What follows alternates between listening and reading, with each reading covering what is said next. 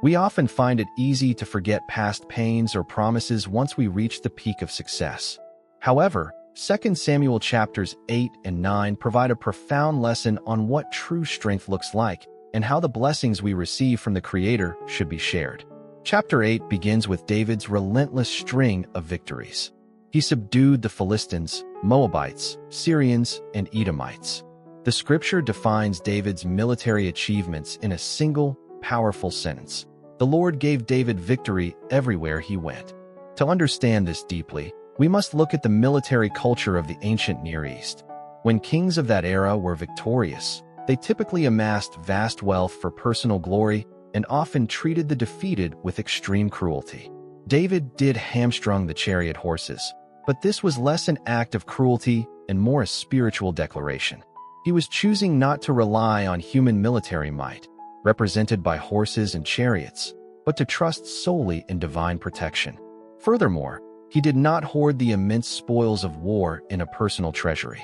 Instead, he dedicated them all to the Lord to prepare for the building of a future temple. David, in chapter 8, represents the ideal leader, a deputy ruler, acting with justice and righteousness. However, David's true greatness is revealed not on the battlefield, but at the dinner table in chapter 9. When the wars had ended and peace was established, David remembered a promise he could have easily ignored, his covenant with his deceased friend, Jonathan.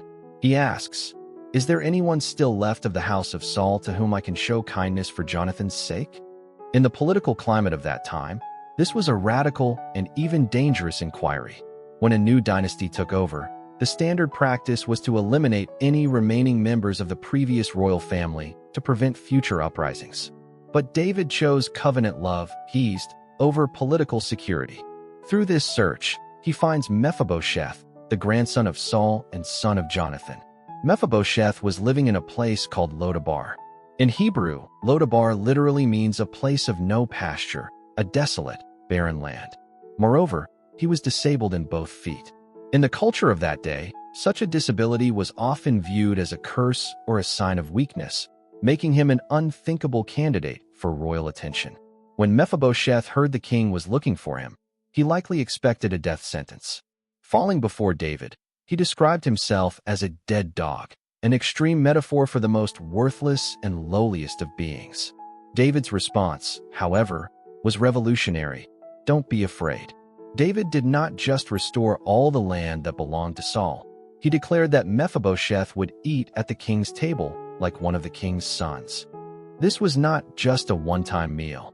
It was a full restoration of status and a lifelong commitment of protection and belonging. This scene teaches us the essence of grace.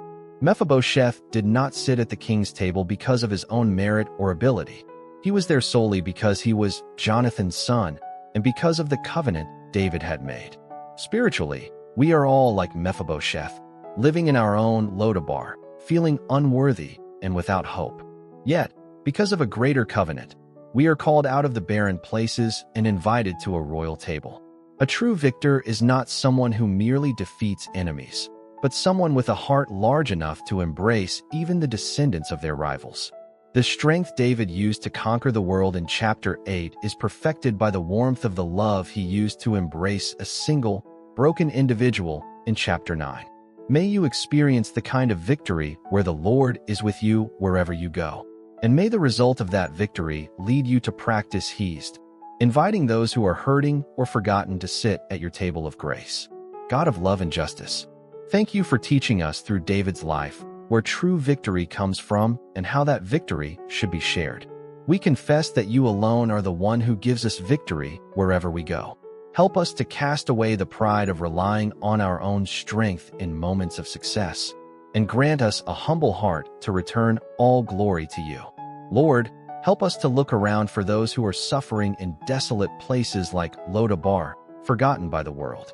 Let us not be people who build walls of security for ourselves, but people who remember our promises and set tables of love for others, remembering the amazing grace that called us, who were unworthy, to be your children and seated us at the table of eternal life. Let us become channels of Hesed, offering unconditional kindness to those in need. In the name of Jesus Christ, our eternal refuge and King of peace, We pray. Amen. 2 Samuel 8 and 9.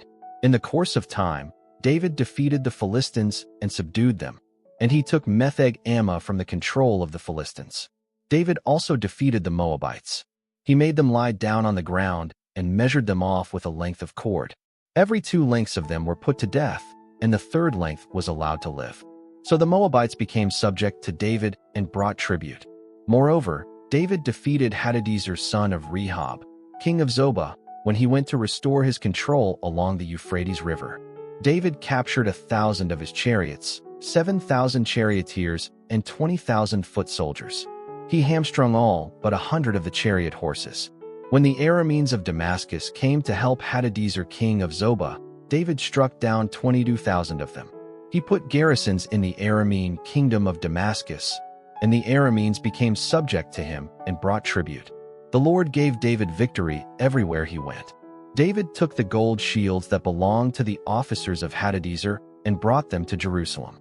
From Tebah and Berothai, towns that belonged to Hadadezer, King David took a great quantity of bronze. When king of Hamath heard that David had defeated the entire army of Hadadezer, he sent his son Joram to King David to greet him and congratulate him on his victory in battle over Hadadezer, who had been at war with Joram brought with him articles of silver, of gold, and of bronze. King David dedicated these articles to the Lord, as he had done with the silver and gold from all the nations he had subdued, Edom and Moab, the Ammonites, and the Philistines, and Amalek. He also dedicated the plunder taken from Hadadezer son of Rehob, king of Zobah.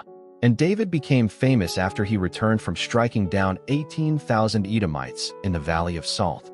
He put garrisons throughout Edom, and all the Edomites became subject to David. The Lord gave David victory everywhere he went.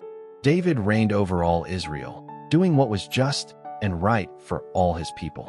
David asked, "Is there anyone still left of the house of Saul to whom I can show kindness for Jonathan's sake?"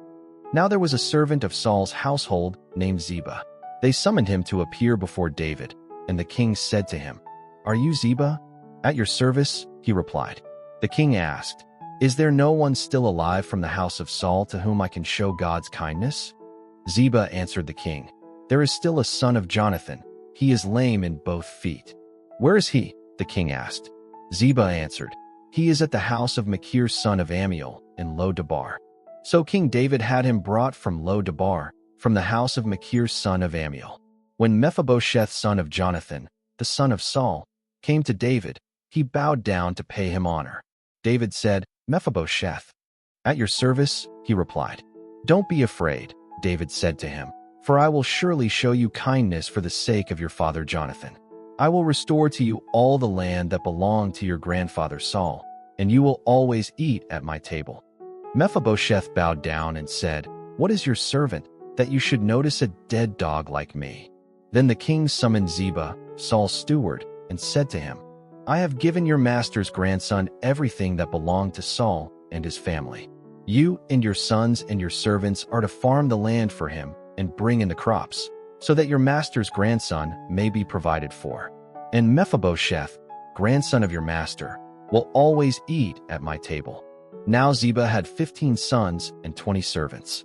Then Ziba said to the king, "Your servant will do whatever my lord the king commands his servant to do." So Mephibosheth ate at David's table like one of the king's sons. Mephibosheth had a young son named Micah, and all the members of Ziba's household were servants of Mephibosheth. And Mephibosheth lived in Jerusalem, because he always ate at the king's table. He was lame in both feet.